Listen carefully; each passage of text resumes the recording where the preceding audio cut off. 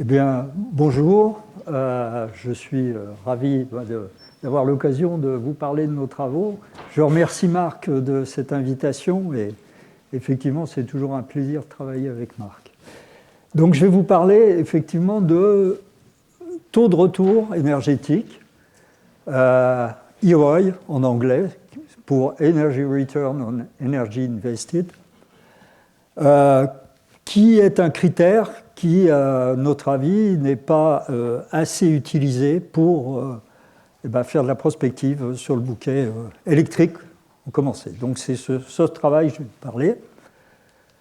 Alors, c'est un travail qu'on a mené à 4, qui provient en fait d'une convergence, d'une part entre les travaux que nous avions initiés, Marc et moi. Donc en 2021, vous voyez cet article qui était très demandé par Octopus Energy. Et puis donc 2 collègues, Gérard Bonhomme et Jacques Trainer, qui sont là, qui est là, moi Jacques, qui ont aussi, depuis un certain nombre d'années, et notamment dans un article publié dans Reflet de la physique, qui est une revue que vous pouvez trouver en ligne,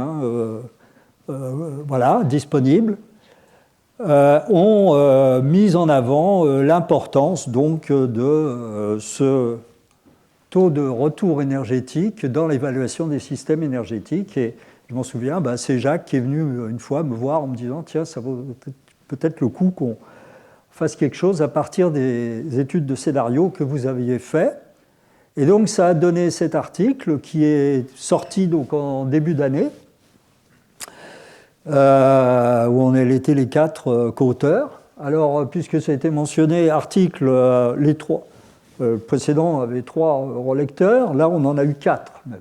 Vous voyez, donc c'est suffisamment relu.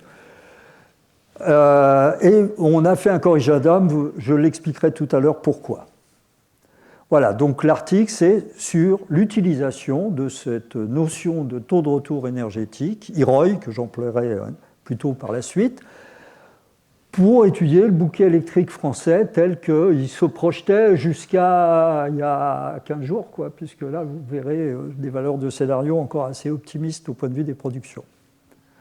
Alors, je vais donc dérouler la présentation en faisant déjà un peu une revue de la littérature et des travaux qui ont été faits justement pour déterminer l'EROI des différentes filières de production d'électricité. J'appliquerai ça ensuite dans un premier temps sur les scénarios tels qu'ils ont été présentés jusqu'à ce jour, où tout du moins on ne se préoccupe pas des questions que Marc a montrées de l'adéquation de la production à la consommation. Donc dans un premier temps, on va faire comme si on le réglait sur l'année, ce que beaucoup font dans les scénarios prospectifs, ça se réglera tout seul au cours de l'année, heure par heure. On verra, vous le savez déjà, puisque vous avez eu des exposés là-dessus, que ce n'est pas le cas, puisqu'il faut quand même que consommation et production s'ajustent à des temps fins, jusqu'à la seconde, on se contentera de l'heure, et on verra ce que ça induit ici dans sur le bouquet électrique. C'est le gros du travail qu'on a fait. Après, je poursuivrai pour élargir à ce qui resterait à faire pour étendre au bouquet au bilan énergétique complet du pays et puis faire le lien avec la question de ce qu'on appelle le taux de retour énergétique sociétal. Alors, en principe, c'est une définition très simple. Le taux de retour énergétique, alors je veux dire pour une filière énergétique, on connaît en gros la durée de vie pendant laquelle elle va produire. On peut estimer avec le facteur de charge et la puissance, en gros, quelle est la consommation, quelle est la production qu'elle va faire sur sa durée de vie. Et c'est ce qu'on appelle E-out, voilà. Et cette quantité donc, qui est produite sur toute sa durée de vie, on va la diviser par toute la quantité d'énergie qu'il a fallu injecter dans la filière pour la construire à partir des matériaux qu'il faut aller chercher dans la terre, la faire fonctionner et puis ensuite la démanteler. Donc c'est ce qu'on appelle du berceau jusqu'à la tombe, toute l'énergie dépensée sur la filière électrique. Donc le principe, la définition est très simple. Après, disons que le détail du calcul peut être un peu plus compliqué. Donc il faut déjà bien effectivement se border le système, de quoi on s'intéresse, une filière électrique, un bouquet électrique. Alors on va regarder les deux, on va partir des filières électriques, puis on va venir au bouquet électrique. Il faut pouvoir faire un diagramme de flux du système. Tous ces flux d'énergie, il faut pouvoir les comptabiliser. Et ce qui est le plus laborieux, c'est les calculer. Alors nous, on ne l'a pas fait, on s'est relié à des publications de la littérature, voilà, comme vous verrez. Et à partir de là, on peut calculer le taux, l'IROI. Alors, quelques exemples des diagrammes de flux, en commençant par, ici à gauche, un diagramme qui se trouve dans un livre de Charles Hall. Alors, Charles Hall, c'est en fait le fondateur, c'est d'une école d'écologues, on dit, qui ont utilisé un peu des diagrammes électriques. Voilà. Et donc ça a commencé dans des systèmes plutôt du domaine de l'environnement, et ils sont intéressés en fait à la production d'énergie. Et là, vous avez un exemple pour le puits de pétrole. Pour le pétrole, depuis le puits, l'extraction, le raffinage, le transport, et puis là, ça sort. Et c'est ce qui est délivré à l'utilisateur. Je ne compte pas là, tout ce qu'il faut pour faire les routes et tout, parce que c'est un peu plus compliqué. Donc, mais une filière, voilà ce qu'ils ont prévu. Voilà. Et vous voyez, au départ, vous avez 100 mégajoules qui sont là dans la Terre, quelque part. Et puis, aux différentes étapes, à chaque fois, vous avez des pertes qui se produisent. Et le débit qui arrive à la fin, à la sortie, qui est provisionné, c'est 58, je crois. Voilà, je vois pas très bien. Donc ça, c'est le flux, disons, d'énergie qui sort du système. À droite, vous avez une autre publication faite par des collègues allemands, Weisbach et ses collègues, où on voit l'autre aspect des choses, qui insiste plutôt sur l'autre aspect des choses. Bon, et là, vous avez la centrale. C'est pour une centrale électro... Voilà. C'est une centrale, disons, qui, à mon avis, plutôt de lignite. Ils ont traité les différentes filières, mais ça, c'est plutôt illustré sur la lignite, avec tous les outils pour creuser les champs de lignite, la centrale proprement dit, voilà. Et puis, entre les deux, tout ce qu'il faut pour construire la centrale, les équipements et tout le machin. Et les flèches rouges en haut, c'est toute l'énergie que la société doit mettre dans cette filière pour qu'à la sortie, elle produise l'électricité qui lui revient. Donc vous auriez compris, d'ailleurs, je ne l'ai pas dit au départ, mais j'aurais dû le dire, que l'IROI, il doit être supérieur à 1 pour mériter le nom de fourniture d'énergie, sinon c'est de la dépense. Le dernier, je ne rentrerai pas dans le détail, rassurez-vous, surtout, vous ne voyez pas le détail. Mais en gros, ça montre toutes les étapes. Alors, c'est une troisième publication. Alors, j'ai mis avec des petites lettres à la fin, il y a toutes les références. Voilà. Donc, ici, ça va du berceau, c'est-à-dire aller chercher les matériaux sous terre. Toutes les étapes qui vont là, ici, c'est plutôt le fonctionnement, jusqu'à la tombe, c'est-à-dire le démantèlement.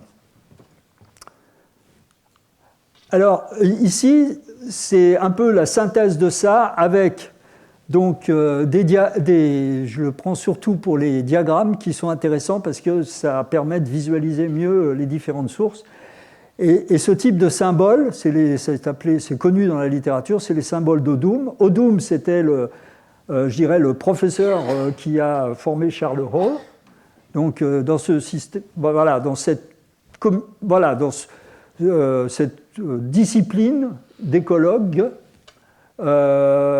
utilisant des schémas de symbolique électrique ou logique.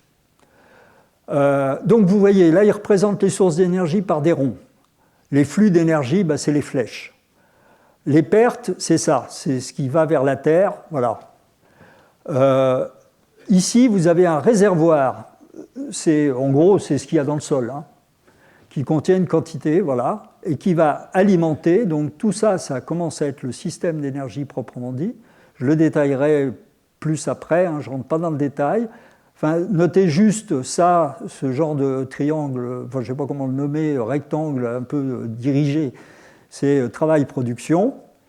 Et tout ceci arrive à la fin à la société qui est représentée dans ces différents secteurs de consommation par des hexagones. On va utiliser ça pour regarder donc l'IROI des filières du bouquet électrique français.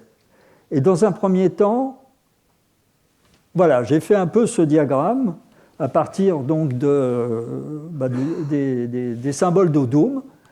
Alors ici à gauche, vous avez ce qui fournit l'énergie. Donc ultimement, vous avez d'un côté le Big Bang qui a fait les matériaux du magma terrestre, dans lequel il y a l'uranium 235. Et puis sinon, bah, vous avez le Soleil qui nous alimente en continu, mais qui aussi, dans les âges géologiques, ont alimenté des énergies fossiles qu'on trouve aussi dans le réservoir, voilà, dans la Terre, voilà, en forme de réservoir, c'est notre réserve. Ces différents flux donc, vont rentrer, alors voilà, là, ce rectangle à bord arrondi, bah, c'est la centrale, hein, voilà, centrale classique. Alors vous voyez, dans lequel il y a aussi l'hydro, parce que l'hydro arrive avec des stocks qui sont bah, les barrages hein, en amont, qui régulent, donc ces stocks vont réguler les flux qui vont rentrer dans la centrale. Donc la centrale, c'est ça. Centrale avec les services auxiliaires. Donc il y a des échanges d'énergie entre les deux. Et à chaque fois, bah, vous avez des pertes. Voilà. Mais ce qui compte, c'est ce qui va sortir vers le réseau et qui est cette énergie sortante E-out, le numérateur de l'IROI. Donc, notons aussi que soit dans la biomasse terrestre, pas trop, mais surtout dans la biomasse fossile, hein, avec le pétrole et tout, on a deux endroits où, au lieu de faire de l'électricité, on va l'utiliser directement dans la consommation finale. C'est toutes les énergies, donc sous forme de combustible ou de chaleur.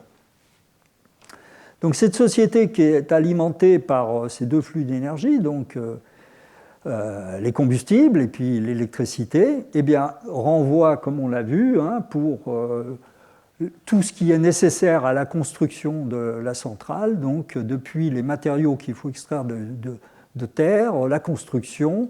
Quand on a un combustible, eh ben l'extraction et la fourniture du combustible, l'opération et puis le decommissioning, le démantèlement. Donc tout ça, c'est de l'énergie qui va rentrer, un peu celle du combustible, celle qui est investie dans les infrastructures.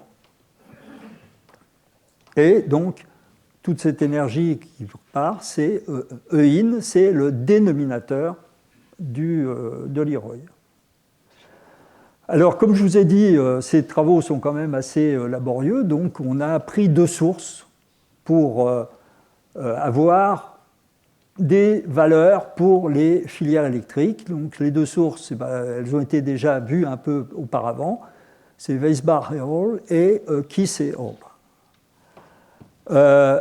Donc, j'ai résumé ici, dans ce bar graphe, leurs valeurs pour les différentes filières.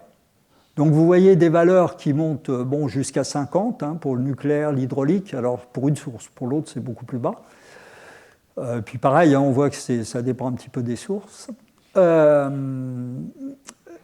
L'éolien, le photovoltaïque, la biomasse, le gaz, le charbon. Ce qu'on voit sur ce graphique, concordance quand même des références, c'est que on a quand même des valeurs alors quand même plus faibles pour justement un peu toutes les nouvelles sources d'énergie.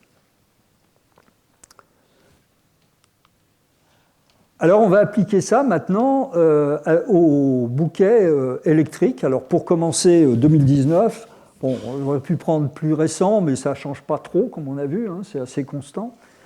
Et puis c'est ce bouquet qui nous avait servi comme référence à notre publication de 2021. Voilà. Donc vous voyez, bon, ici le camembert qui décrit le mix annuel hein, en térawattheure. Donc, pour une production totale autour de 540, quoi, avec la part nucléaire, l'hydraulique, l'éolien, le photovoltaïque, la biomasse, le gaz, et puis, pardon, non, j'ai le photovoltaïque, oui, je me suis trompé, enfin bon, il y a... Ah non, oui, c'est la biomasse, et puis ça doit être les déchets, je crois, enfin bon. Voilà. Et... Donc, connaissant ce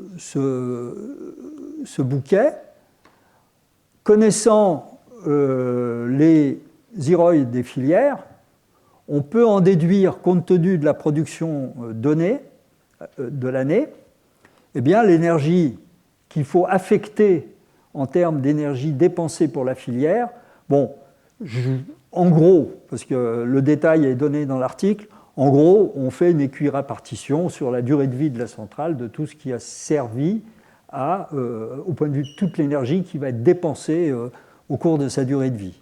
Donc on la répartit également, il n'y a pas de raison de privilégier une année plutôt que l'autre, on répartit ça également au combustible près. Hein, c'est pour ça que, voilà, qui peut changer d'une année sur l'autre.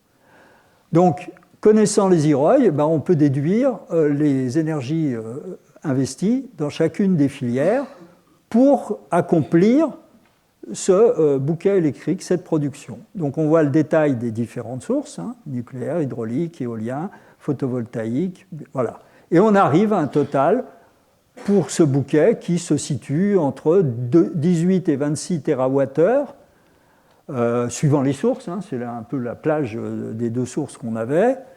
Et pour une production de 536 TWh, on en déduit simplement, hein, vous pourrez faire le calcul, il est très simple, un IROI qui se situe entre 21 et 30. Donc ça, c'est la situation 2019.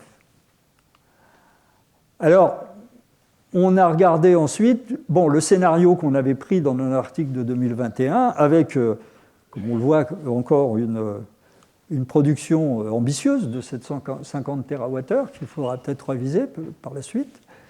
Voilà.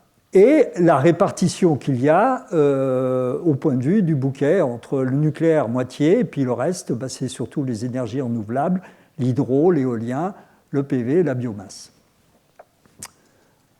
À droite, vous voyez donc, de la même manière qu'on a fait pour 2019, le calcul des dépenses énergétiques de chacune des filières. Donc, calcul, à nouveau, je vous le dis, qu'on prend la production faite par chacune des filières, on le divise par l'IROI et on a ce qu'il faut imputer au point de vue dépenses énergétiques pour la filière. Et on obtient donc un total qui va de 46 à 52 TWh, et par voie de conséquence, ça nous donne un IROI qui est entre 14,4 et 16,3.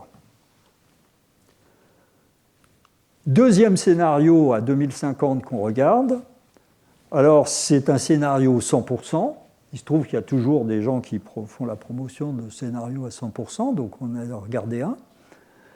Donc vous voyez, là, vous n'avez plus que de l'hydro, de l'éolien et du PV. C'est pour 532 TWh. Et à nouveau, donc, même chose que précédemment, on fait pour chacune des filières, là maintenant on n'a plus que l'hydro, l'éolien et le PV, bien évidemment, toutes les autres sont à zéro, elles ne produisent plus rien. Donc les dépenses énergétiques qui leur reviennent, et donc avec un total de dépenses énergétiques qui va entre 50 et 62 TWh, Et compte tenu de la production dans l'année de 532 TWh, ben ça donne un IROI qui est situé entre 8,6 et 10,6. Voilà.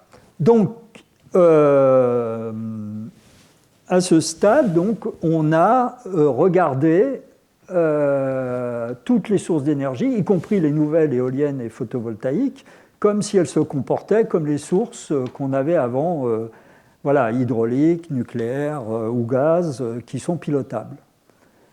En ne se préoccupant pas, justement, jusqu'à présent, de cet ajustement fin caractéristique de l'électricité où eh bien, il faut à tout instant assurer la consommation avec la somme des sources de production. Donc on va rajouter maintenant cette contrainte. Alors, on ne va pas rentrer dans vous l'avez vu dans la première conférence qui a été donnée par Nourdine, toutes les questions sur le réseau. Là, on ne va pas rentrer aussi finement. On va rester au niveau de l'heure, ou de la demi-heure, disons, qui sont les valeurs dont on dispose quand on va sur le site de RTE, où il stocke, c'est Ecodomix, toutes les valeurs de détail des productions et des consommations. Alors pour vous montrer, je crois qu'on l'a vu déjà précédemment dans un graphique qu'a montré Marc, je reprends là, alors l'électricité horaire, on peut dire aussi c'est la puissance délivrée. On avait choisi, pour distinguer justement dans ce débat toujours difficile des puissances installées et puis de ce qui est réellement produit, d'appeler à chaque fois électricité horaire, gigawattheure par heure. Donc gigawattheure par heure, c'est des gigawatts. Les grandeurs, les quantités sont les mêmes, mais là, ça identifie bien que c'est une production. Donc en abscisse, vous avez les semaines alors, de l'année 2019. Voilà, c'est brut de RTE, ça. Avec en vert l'éolien, avec les variations, vous voyez, ça. Et puis par-dessus, superposé à ça, les variations du solaire qui vient compléter. Vous voyez l'échelle, là, il y a 10 gigawattheures. 10 gigawattheures, c'est en gros l'équivalent d'une centrale nucléaire qu'on relance ou qu'on arrête. Et vous voyez, chaque jour, on le voit bien, puisqu'il y a le pic du midi solaire, alors plus ou moins intense suivant les jours, mais on peut compter les jours. Et ça revient à quelque chose qui est expliqué par Nourdine, que je ne connaissais pas, c'est les becs de canard, si vous avez entendu sa conférence, qui est cette forme particulière que les autres sources pilotables doivent faire, c'est-à-dire s'effacer quand le solaire contribue à plein pour lui céder la place. Alors, là, ce qu'on avait vu sur quelques semaines, on va le voir sur tous les mois de l'année. Alors, non plus pour le détail des productions éoliennes et solaires, mais pour la somme des productions sans carbone, c'est-à-dire que là, il n'y a pas le thermique. Et puis en bleu, c'est la consommation. Les deux qui devraient se superposer normalement, comme j'ai dit, qui se superposent, quand on ajoute les échanges avec l'extérieur et le thermique flamme qu'on n'a pas compté dans la production. Dans ce cas-là, on retrouve deux courbes qu'on peut distinguer. Donc vous voyez, une évolution qui fluctue donc, par rapport aux grandeurs qui ont été 190, disait Marc tout à l'heure. Vous voyez les pics là c'est à peu près à ces niveaux-là, en hiver, bien évidemment, et puis un creux qui tombe à 60, 50 même, au point de vue de la consommation, même 40, voilà. Donc ça, c'est l'année 2019. Alors, comme on a toutes les valeurs de l'année 2019, on va les projeter, comme ça a été montré dans un graphique de Marc, en appliquant les facteurs multiplicatifs que vous avez vus précédemment aux productions horaires. Alors, vous allez voir le 100% pour commencer. Et bien voilà, ça donne ça, ce que vous voyez à gauche. En gros, comme on est consommation en moyenne n'a pas beaucoup bougé, donc la courbe de consommation, elle est à peu près la même que précédemment. Et par contre, on n'a plus que les productions maintenant intermittentes qui sont dans le mixte, un peu d'hydro, mais voilà. Et donc vous voyez là des amplitudes de fluctuation très élevées. Et avec des moments où on est en déficit, là, en début de l'année, vous voyez que majoritairement, on n'a pas le niveau nécessaire à la consommation. Puis à l'inverse, en été, là, il y a beaucoup de surplus. Donc, comme il est dit, l'idée qui semblerait bien, c'est de transporter les surplus qu'on a en été pour les consommer en hiver. Donc on va se mettre dans une situation vraiment très idéale, irréaliste, pour commencer, qui est de se dire, on a une super batterie là, qui fait 50 TWh, une super batterie qui va, sans perte, gérer tout ça. C'est-à-dire que quand on a, là, en début d'année, alors il aura fallu la charger l'année précédente, on va partir d'un niveau de charge quand même pas trop... gros 35, c'était fait comme ça. C'est la suite qui compte. Là, vous êtes en déficit, donc vous déchargez votre batterie. Et puis, vous arrivez à un pic, là, à peu près au fin février. Ça commence à remonter. Puis après, ça va remonter, un peu tout au fil des mois d'été, des plus favorables. Donc voilà, c'est un peu ça. Alors batterie ou réservoir d'eau, j'ai fait là plutôt un réservoir d'eau, comme ça pour mettre des petites flèches. Donc ici, quand elle se vide, le niveau baisse et puis il y a un flux sortant. Et puis à l'inverse, le reste de l'année où on a un peu de surplus, on la remplit à nouveau et le niveau remonte.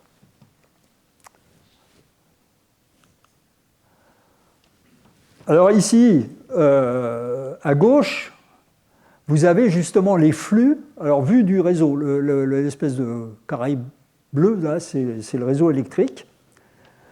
Donc le réseau électrique, ce qui est représenté là, c'est plus l'historique comme on avait, très chahuté, vous voyez, c'est devenu très lisse parce qu'on a fait la monotone, c'est-à-dire qu'on a trié les valeurs des flux. Depuis, donc, les flux sortant du réseau, quand on a des excédents, voilà. Vous voyez à nouveau les niveaux, c'est des gigawattheures. À nouveau, 1 gigawattheure, c'est la production d'une tranche nucléaire, une centrale. Donc vous voyez, donc les flux, toute la partie, donc, depuis les plus importants jusqu'à zéro, de tout ce qui est le flux qui va sortir du réseau pour alimenter notre super batterie. Et puis l'inverse, là, la super batterie, quand on n'a pas la production qu'il faut, elle est en train de restituer son électricité au réseau. Et donc là, ça devient positif. Voilà. Alors ça, c'est cette situation idéale. Alors, il y a une première chose d'ailleurs, avant même de parler des modes de stockage. En général, et c'est le cas de ce scénario 100% qu'on a pris dans la littérature, ils ont une capacité d'entrée dans le stockage, une capacité de stockage qui est limitée. Donc là, elle est à 40 gigawatts. Ça veut dire que tout ce qui est en production horaire, enfin en excédent horaire, en flux horaire au-dessus de ce 40, va pas pouvoir passer, pas pouvoir rentrer, va être rejeté. Donc c'est cette partie marron foncé. Comme ça n'est pas rentré, bien sûr, la même quantité se trouve absente quand il va falloir restituer de l'électricité au réseau. Donc ça, c'est ce qui se passe avant même qu'on fonctionne dans le stockage réel. Alors maintenant, on va regarder les différents modes de stockage qui sont proposés. Toujours dans ce scénario tiré de la littérature, vous avez l'hydrogène, ici en rose. Les steppes, donc station de transfert d'énergie par pompage hydroélectrique, et puis les batteries en vert. Alors, dedans, pendant le système, eh ben, c'est ça qui s'opère, ce qui est marqué en haut. C'est-à-dire que ce n'est jamais l'électricité qui se stocke, comme on a considéré jusqu'à présent, c'est toujours une autre forme d'énergie, donc il faut convertir l'électricité à l'aller et au retour sur cette forme d'énergie. Alors, quand on est dans du stockage gravitaire, ben c'est des mouvements d'eau qui montent et qui descendent entre deux lacs, un lac inférieur, un lac supérieur. Quand c'est du stockage électrochimique dans des batteries, ben c'est des mouvements d'ions qui vont d'une électrode à l'autre et inverse. Et quand c'est du stockage chimique, ben c'est la molécule d'eau qui est dissociée par électrolyse, et puis ensuite l'hydrogène est recombiné avec l'oxygène de l'air pour donner de l'électricité. Il faut voir les rendements qu'on peut avoir dans ces différentes formes. Donc les rendements des deux premiers sont de 80%, ça veut dire qu'on a 20% de pertes. Pour le stockage chimique, c'est beaucoup plus compliqué, il faut en plus stocker l'hydrogène, donc vous avez un rendement qui n'est que de 30%, donc ça veut dire 70% de pertes. Donc ce qui veut dire que pendant, eh ben, vous avez une partie qui est en gris clair, qui va partir en chaleur, qui va être perdue, c'est toutes les pertes. Il ne reste du processus que la partie rose. Les steps, bah, vous avez la même chose, et puis pour les batteries, mais avec des pertes moindres. Et donc quand vous êtes à la sortie, après, quand il faut, voilà, ça revient vers le réseau, bah, vous n'avez plus que ça qui revient. Quand vous avez tout enlevé les pertes, vous n'avez plus que ça. Ça veut dire qu'il vous manque, ici, 88 TWh. Alors, oui, il y a une chose que j'ai mentionnée, c'était, oui, que j'aurais pu mentionner plus tôt, entre cette partie-là de flux, au total, hein, en comptant même ce qui a été traité, c'est 122 TWh qu'il faut ainsi décaler temporellement dans l'année. Voilà. Donc, 122 TWh à décaler, et puis par le processus de stockage, eh ben, vous perdez 88 TWh. Donc au bout, vous n'avez plus que le reste. Dans le cas 50%, je vais pouvoir peut-être aller un petit peu plus vite parce que, en fait, j'espère que vous avez compris, j'ai été assez clair pour voir comment ça marchait. Donc vous avez ici à nouveau sur l'année, sur les mois de l'année, bah, la consommation, alors à un niveau plus élevé, 750 TWh maintenant, et puis la production, avec l'alternance entre période déficitaire et période de surplus. Du coup, notre super batterie voilà, qui se décharge et qui se remonte, hein, voilà. Et puis, bah, on retrouve l'idée de la monotone des flux. Et du coup, là, on n'a pas considéré d'écrêtage, hein, on était optimiste. Et toujours à cause des rendements, bah, entre ce que vous rentrez avant et puis ce que vous récupérez, bah, il vous manque 32 TWh. Donc, ces éléments-là, il va falloir les intégrer pour calculer maintenant le taux de retour énergétique, Leroy, du bouquet.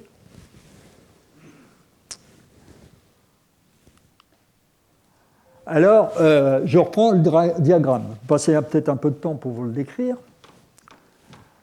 Vous retrouvez donc toutes les sources d'énergie primaire. Cette fois-ci, on a enregistré ces nouvelles sources d'énergie. Donc, ce qu'on avait vu précédemment, tout ce qui était sources pilotables sont ici, dans ce rectangle. Et on a mis à part, parce qu'elles ont un comportement différent, les sources fatales, intermittentes.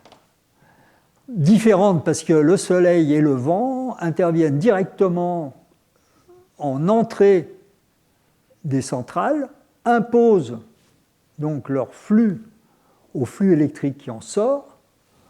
On a vu le système de stockage qu'on doit mettre derrière pour retrouver une électricité conforme à la demande, mais entre l'électricité qui rentre, il y a une partie P qui est perdue, donc sort du stock uniquement E-P. Et comme on a quand même prévu sur l'année un bilan où on n'a pas pris en compte ce P, autrement dit, on a basé pour la production des énergies fatales E, ben, il faut rajouter ce qu'il faut, donc la perte, il faut la rajouter pour retrouver le niveau qu'on avait prévu sur l'année E. Et ceci, ben, c'est une dépense énergétique supplémentaire. Donc aujourd'hui, vous avez à présent auparavant, vous aviez juste cette flèche-là qui était l'énergie entrante. Là, vous avez une autre dépense énergétique qui vient s'ajouter pour gérer les sources fatales. Alors cette distinction, quand j'ai vu l'exposé de Nourdine, ça m'a beaucoup intéressé parce que j'ai vu que toutes ces sources-là, il a expliqué qu'elles n'étaient pas connectées sur le réseau principal, où se trouvent les grandes centrales classiques centralisées, c'est sur le réseau de distribution. Donc il avait une diapo avec les différentes couches du réseau, depuis le réseau vraiment macroscopique jusqu'au réseau de distribution. Et donc ça concorde bien avec ce qu'il disait, cette séparation à la fois par le fonctionnement, c'est ce que nous on avait trouvé, mais aussi par, y compris son insertion dans le réseau, entre ce qui est des sources contrôlées, un peu centralisées, et puis les sources fatales, plutôt distribuées et près du réseau de distribution. Et donc, il faut bien compter sur ces sources fatales, et bien cette dépense énergie supplémentaire, une dépense énergétique supplémentaire, et qui en fait, bon, elle va sur les sources fatales, mais elle rentre dans le mix complet, bien évidemment. Voilà, et donc, à partir de là, eh bien, on peut refaire le calcul du taux de retour énergétique des deux bouquets, donc le 50% et le 100%. Donc je détaille pour le 50% et puis le 100% c'est pareil.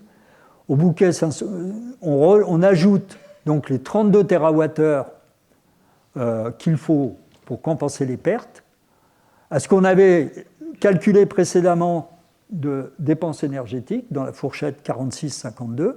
Donc ça nous donne un total de 68 à 84 TWh suivant les sources. Et donc pour une production de 750 TWh, un IROI qui se situe entre 9,6 et 8,9. Et puis pour le 100%, eh ben, ça donne un IROI qui est compris entre 3,9 et 3,5. Donc, comme vous avez vu, vous vous souvenez, c'était au-delà de 20 en 2019, là on est en dessous de 10 et là on est en dessous de 5, pour faire simple. Et alors là c'est un point de détail, mais j'avais mis ça ça explique quand même, je vous avais dit que je parlerais du corrigendum. Ça explique un peu le réseau du corrigendum, c'est là. C'est que dans notre premier article, on avait mis dans la dépense énergétique la perte aussi. Et en lisant donc une lettre qui est parue juste après que notre article a été publié, ou quasiment simultanément, donc une fois que l'article est publié, de Charles Hall qui remettait les pendules à l'heure, si j'ose dire, par rapport à l'utilisation de sa méthode, par rapport à certaines dérives qu'il avait constatées dans la littérature, et notamment qui tendaient à attribuer des IROI assez mirifiques aux énergies renouvelables intermittentes par rapport aux sources classiques. Et donc il explique en 2 pages, c'est assez clair, assez court, il explique les différentes raisons, il peut y avoir des erreurs. Et on s'est aperçu que nous, en comptant cette perte du stockage, eh ben, on tombait dans une des erreurs qui signalait. Donc on a corrigé pour effectivement ne plus compter que, alors là ce qui reste invariablement, la dépense énergétique supplémentaire qu'il faut apporter pour compenser cette perte. Ça n'a pas changé grand-chose à nos résultats, parce que bon, ça a relevé un peu les IROI, mais pas tant que ça. Avec en plus une chose, alors là, qu'il faut voir, c'est que là-dedans, on a supposé que tout ce qui était électrolyseur, etc., ça ne nous avait coûté aucune dépense. On les avait à disposition sans que ça ait décompté de l'énergie. Pourquoi? Parce qu'on n'a pas trouvé, dans le temps imparti un peu, peut-être, on n'a peut-être pas été chercher assez loin, mais on n'a pas trouvé, disons, de référence qui soit valable sur les dépenses énergétiques des installations de stockage, batteries ou électrolyseurs, etc. Donc on a dit, voilà, premier temps, on ne va pas les compter, mais il faut bien voir qu'il faudrait les compter et que quand on les comptera, ça va encore faire baisser l'IROI. Alors, ça donne donc ça. Alors, autour de l'IROI, on a aussi, donc je rappelle la raison en anglais. Là, j'ai fait mon titre en anglais, donc entre l'IROI et Energy Return on Investment, et il y a le Net Energy aussi qu'on est une. Bon, le Net Energy, c'est simplement la différence de l'énergie sortante à laquelle on a retranché donc, la dépense énergétique. Et donc, ce qui est dans ce graphique-là qu'on trouve assez à gauche, qu'on trouve assez couramment dans la littérature, en fonction de l'IROI, qui est ici en abscisse, vous avez donc la part d'électricité disponible qui suit l'équation, elle est là, c'est 1 moins l'inverse de l'IROI. Donc vous avez cette courbe-là qui met la limite entre ce qui est l'électricité disponible en bleu clair et puis en violet un peu foncé, c'est ce qui est perdu, c'est la dépense énergétique du système électrique. Donc on voit qu'on se situe là aujourd'hui. Ça, c'est pour la plage entre les deux sources qu'on avait. Le résultat 2050, comme ça commence à être beaucoup plus la question du stockage qui domine, ça a fait baisser et puis ça a réduit aussi l'incertitude. Et puis là, 100%, on est ici. Alors, on peut se dire, où est-ce qu'on va commencer à se casser la figure sur cette pente un peu glissante? C'est une question un peu ouverte. Une autre façon de voir, c'est peut-être qui éclaire un peu où ça devient dangereux, c'est en regardant. Alors, quand on a fait ce graphique, on rapporte en fait la net énergie à l'énergie sortante. Pourquoi uniquement celle-ci? Pourquoi pas EIN? C'est-à-dire qu'on peut se dire, après tout, pourquoi dépenserait-on plus dans le futur en énergie pour notre système énergétique qu'aujourd'hui? Donc si on se maintient si on divise donc cette fois-ci net énergie par EIN, on a simplement le résultat. Alors là, il est très très simple, c'est IROI moins 1. Et vous avez ici les résultats. 2019, 50% et 100%. Et la barre orangée, c'est ce qui reste pour la société de disponible. Là, on voit, de cette manière-là, peut-être une évolution dont il faut se méfier. Alors, comme on avait aussi, là je vais compléter, on avait aussi les réseaux les scénarios de RTE qui étaient intervenus, qui ont été parus après notre première publication. Mais souvent, c'est normal, les gens nous demandaient comment se situent vos scénarios par rapport à ceux de RTE. Donc, on a essayé là, on les a situés là. Mais avant, je vais vous montrer ce premier graphique. Ce premier graphique, c'est la production annuelle des énergies éoliennes et solaires cumulées en térawattheure. Donc, ici, au maximum, c'était notre CRAS de 2021, là, notre compte-rendu de chimie de 2021. Voilà, pour le 100%. Pour celui de 2021, 50%, il est ici. Tous les points qui sont sur cette courbe ont été recalculés à partir des valeurs de production électrique qu'on obtient. On avait commencé ces travaux-là avec Fritz Wagner. Fritz Wagner, c'est un physicien allemand qui a été en fait à l'origine de la méthode qu'on a utilisée. Et en 2016, vous voyez, EPJP, c'était dans European Physical Journal, on a mis en commun les résultats que lui avait obtenus pour l'Allemagne et nous pour la France, ici. Il y a une certaine dispersion parce qu'en fonction des productions des pays, on a vu, mais on voit que déjà, une bonne approximation, c'est 25%, c'est un quart de la production des énergies intermittentes qui doit être transférée. Donc ça, le transfert, c'est un quart de la production des énergies intermittentes. Et ce qu'on avait trouvé comme première approximation en 2016 n'a fait que se confirmer dans les calculs qu'on a fait par la suite pour les comptes rendus de chimie et récemment que j'ai refait, parce que une fois qu'on a les fichiers, c'est quand même assez rapide, pour les scénarios RTE, N03 qui est à 640 et N03+, qui est à 750, puis les scénarios M23 et M0 qui sont sans nucléaire, pour mémoire. Donc c'est une référence, je crois qu'il est bon d'avoir en tête, parce qu'elle est simple, en gros, un quart de la production des énergies renouvelables intermittentes doivent être transférées dans le temps.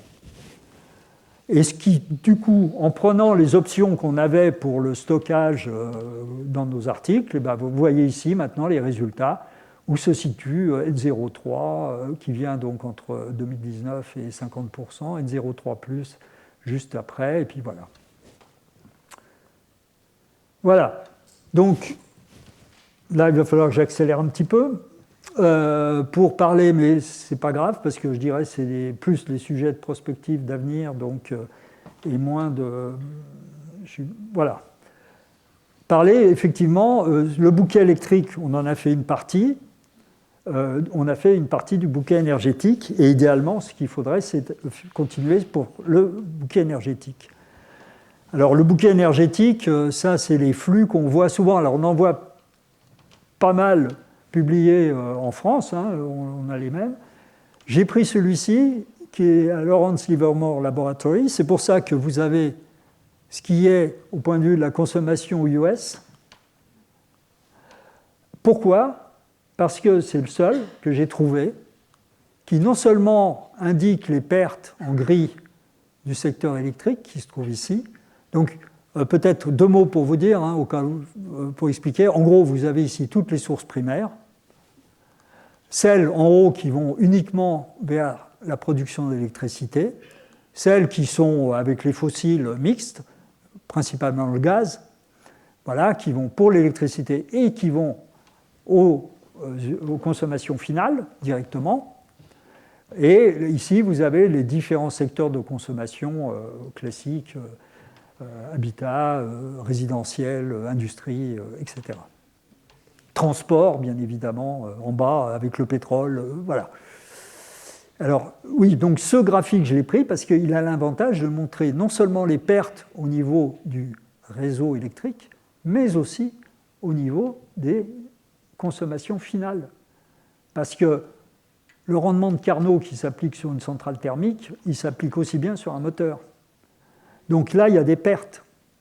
Et si on veut évaluer l'efficacité d'un système énergétique, il faut regarder globalement l'ensemble. Alors la bonne nouvelle, si on veut pousser plutôt le bouquet électrique, on voit que le rendement du bouquet électrique, dans ce cas-là, il est de 41%.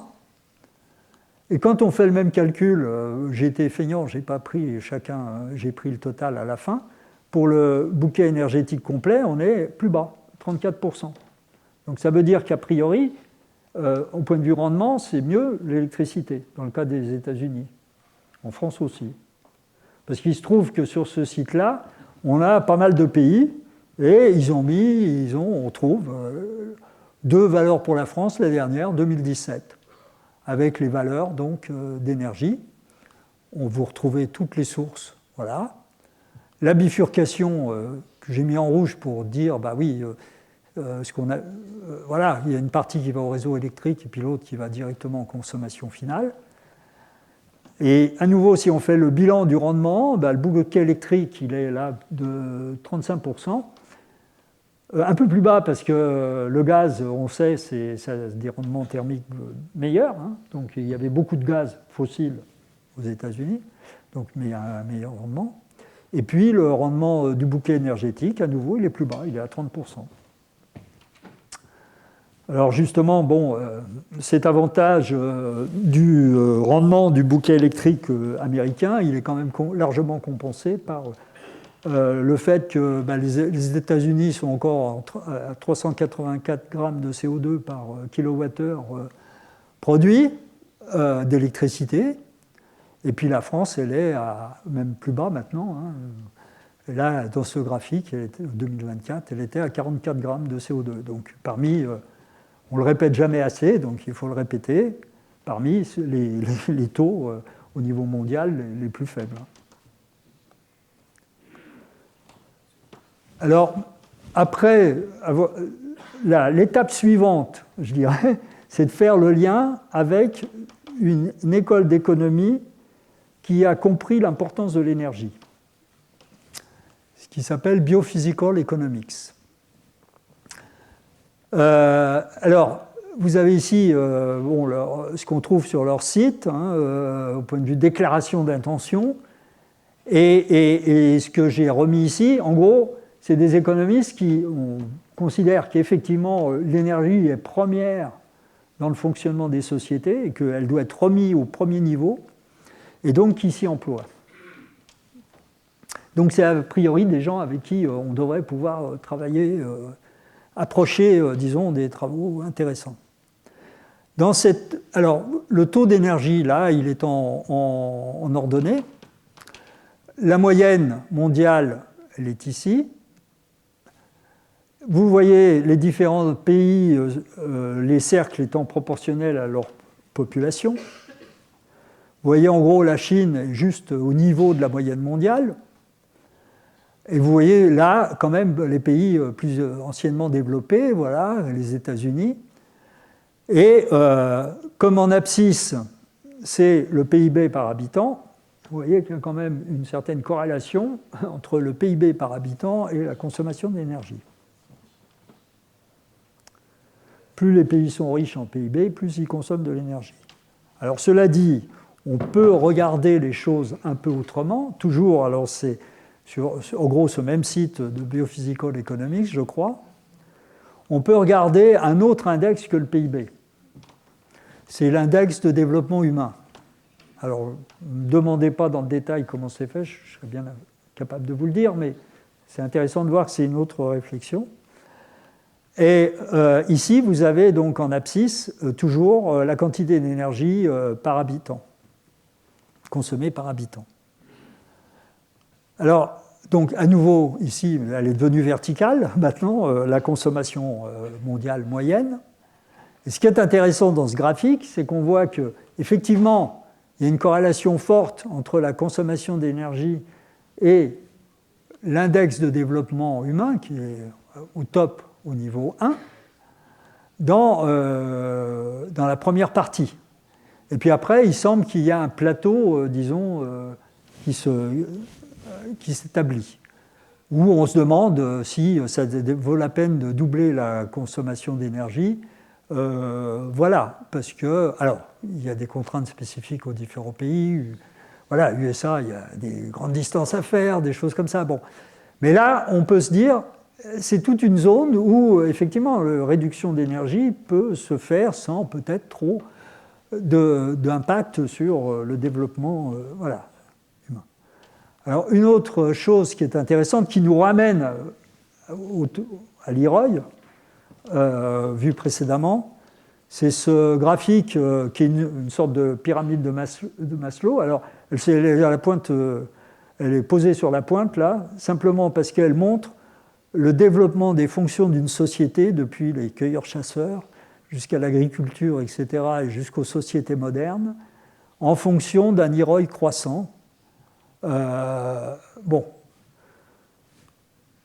disons, je donne ça comme élément de réflexion, voilà, pour effectivement, plutôt en termes d'invitation à travailler à ces questions. Et pour terminer, donc, un économiste français, Vincent Cour, qui a publié ces résultats-là. Pareil, il fait partie, vous voyez, il a publié dans une revue d'économie biophysique.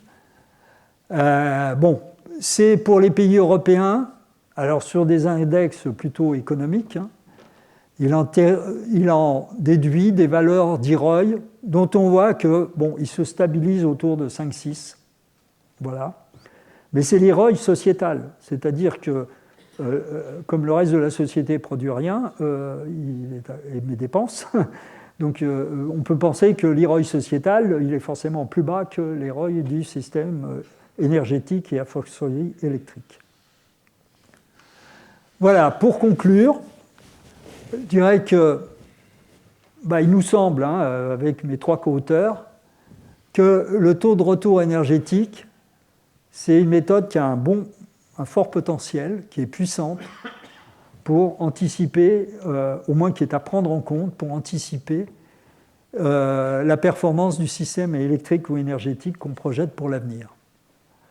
Que pour cela, il faut effectivement, et c'est pour ça que Charles Hall avait fait cette lettre qui nous a servi pour le corrigendum, garder une rigueur et une clarté dans les définitions et dans la manière dont on procède, à la fois pour les filières et pour le bouquet complet. Ce qu'on a fait, notre contribution, ça a été de faire pour la première fois pour la France et pour un pays. Alors, il y a eu un précédent qu'un reviewer, un relecteur, comme quoi ça sert aussi, les relecteurs, c'est intéressant, nous a fait connaître, c'est que des collègues en Belgique avaient fait ce genre de calcul pour la Belgique.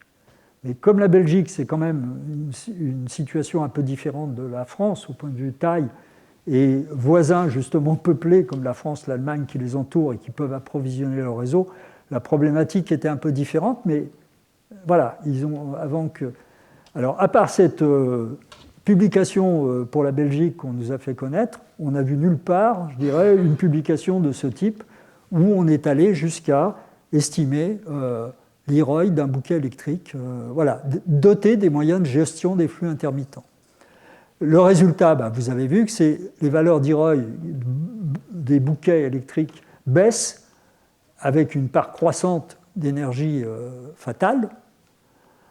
Voilà, se rappelant que quand même les évaluations qu'on fait sont optimistes parce qu'on a omis les dépenses énergétiques qu'il faut mettre dans les installations de stockage et de réseau, d'extension du réseau aussi. Ça nous semble être donc une étape vers un calcul de l'IROI du bouquet énergétique complet et de là, effectivement, adresser la question qui se terminait au niveau de l'exposé, c'est le bouclage avec les évaluations d'économistes qui sont préoccupés par les questions d'énergie, en fait de voir, voilà, en fonction des fonctions de la société, qu'est-ce qu'il faut garantir au niveau du bouquet électrique. Voilà, je vous remercie de votre attention. Et là, vous avez, voilà,